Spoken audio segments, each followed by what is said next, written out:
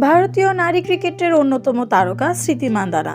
তার আলোচিত বিয়ে শেষ পর্যন্ত আর হলো না। বেশ কিছুদিন ধরে চলা গুঞ্জন আজ সত্যি হলো। ভেঙে গেল স্মৃতি ও সঙ্গীত শিল্পী পলাশ মুছলের বিয়ের পরিকল্পনা।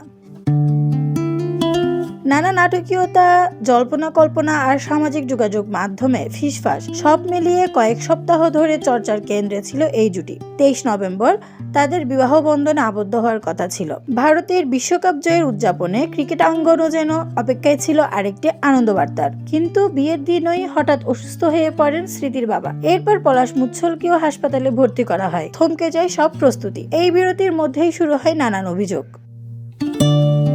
শোনা যায় বিশ্বাসভঙ্গ, ভুল বোঝাবুঝি, এমনকি স্মৃতির এক বন্ধুর সঙ্গে পলাশের সম্পর্ক নিয়ে গুজবও ছড়ায় চারদিকে। তবে দীর্ঘ নীরবতার পরে অবশেষে মুখ খুলেছেন স্মৃতি মান্দানা।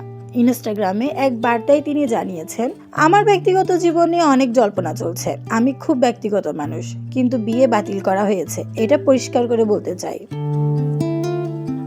অন্যদিকে পলাশ মুছলও আলাদাভাবে সম্পর্ক ভাঙার বিষয়টি নিশ্চিত করেছেন। তবে নিজের বিরুদ্ধে ওঠা অভিযোগগুলোকে বলেছেন পুরোপুরি ভিত্তিহীন গুজব। তিনি আরও জানান, কেউ যদি মিথ্যে বা মানহানিকর কন্টেন্ট ছড়ায় তার টিম কঠোর আইনি ব্যবস্থা নেবে।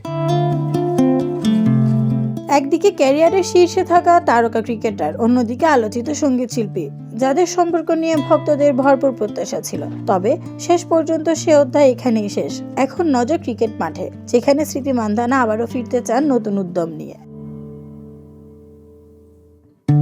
ডেস্ক রিপোর্ট, নিউজ নয় স্পোর্টস।